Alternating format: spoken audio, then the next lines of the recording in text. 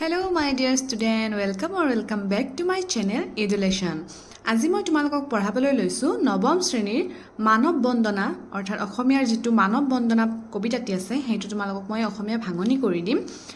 ইয়াত যিবিলাক লাইন দিয়া আছে তোমালোকে হয়তো বহুতে বুজি নাপাব পাৰা, হেকাৰণে কি কৈছে ইয়াত ভালদৰে মই বুজাই দিম, তেতিয়া তোমালোকৰ প্ৰশ্ন উত্তৰ বুজি পোৱাত আৰু মুখস্থ কৰাটো সহজ হৈ পৰিব।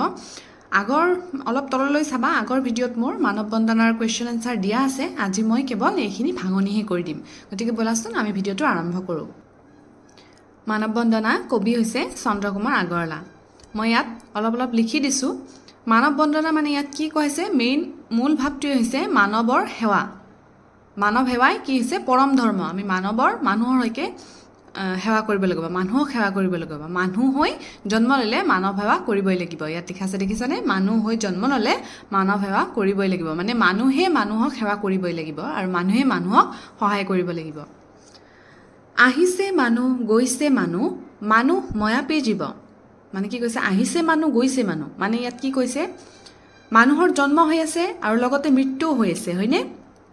কিমান মানুহ এদিনত জন্মও পায়, এফালে মৃত্যুও হয়। গতিকে কৈছে আহিছে মানুহ, পৃথিৱীত মানুহ আহিছে আৰু মানুহৰ মৃত্যু হৈছে, মৃত্যু হৈ গুচিও গৈছে। মানুহ ময়াপী জীৱ, মানে মানুহে কি হয় মায়া মোহত আবদ্ধ হৈ থাকে। সকলোৰে মায়া মোহ, যেনেকুৱা ধৰা এগৰাকী সন্তান জন্ম হ'ল, মাক দেউতাকৰ মায়া মোহ থাকি গ'ল, তাৰপিছত ভাই ভণ্টি এইবিলাক যিমান সম্বন্ধ আছে সকলোৰে মায়া মোহত সকলোৱে আবদ্ধ হৈ থাকে।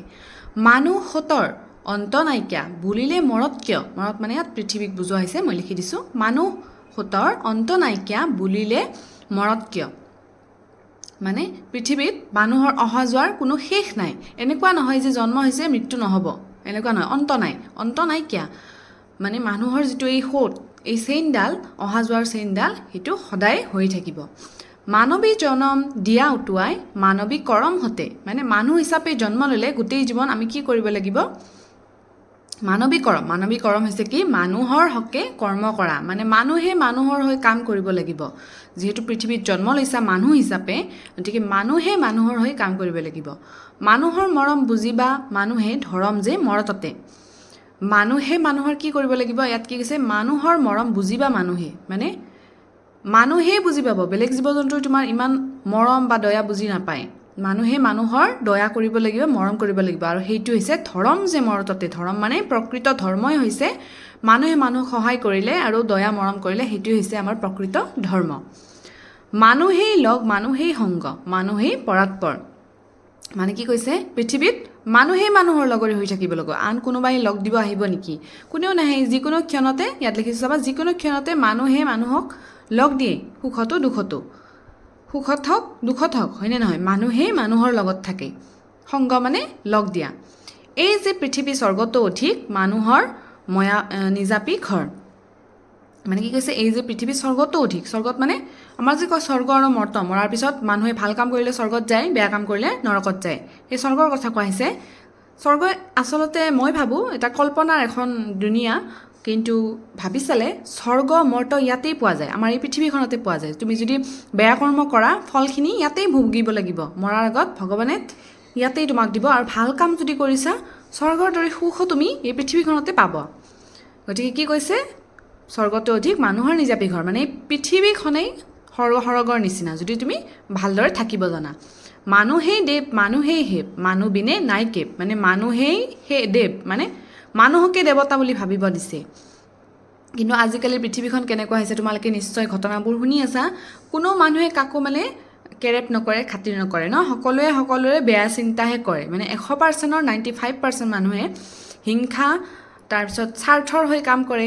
তাৰপিছত মানুহে মানুহৰ প্ৰতি দয়া ভাৱ নোহোৱা হৈ গৈছে, কোনো মানে ভাল মানুহ বুলিবলৈ নায়েই আজিৰ পৃথিৱীত। গতিকে কবিয়ে কিন্তু কৈছে মানুহেই দেৱ, তুমি কিন্তু বেলেগ দেৱতাক পূজা নকৰি মানুহক যদি ভালদৰে ব্যৱহাৰ কৰা, মানুহক দেৱতা বুলি ভাবি সন্মান কৰা, মানুহে মানুহৰ মানুহ বিনে নাই কেৱ, কৰা পূজা পাদ্য অৰ্ঘলৈ জয় জয় মানৱ দেৱ, মানে মানুহেই মানুহক পূজা কৰিব লাগিব। তুমি যদি এজন ধৰা দুখীয়া মানুহ, তুমি যদি সহায় নকৰি তেওঁক যদি লাঠ মাৰি যদি তুমি বেয়া ব্যৱহাৰ কৰা, আৰু নেক্সট টাইম তাৰে পিছতে যদি ভগৱানক যদি আৰাধনা কৰিব যোৱা ভগৱানে সেইটো স্বীকাৰ কৰিব নেকি মানে সেইটো মানি ল'ব নেকি কেতিয়াও নলয় তুমি আগতে মানুহে মানুহক আগতে পূজা কৰিব লাগিব মানে সন্মান দিব লাগিব তাৰপিছতহে ভগৱানে তোমাক সেইটো একচেপ্ট কৰিব তোমাৰ পূজাখিনি একচেপ্ট কৰিব সেইখিনি ইয়াত কোৱা হৈছে কৰা পূজা পাদ্য অৰ্ঘলৈ জয় জয় মানৱদেৱ মানে কি কৈছে ইয়াত মানুহে মানুহক পূজা কৰিব লাগিব তেতিয়া দেৱতাক বেলেগকৈ আৰু পূজা কৰিব নালাগে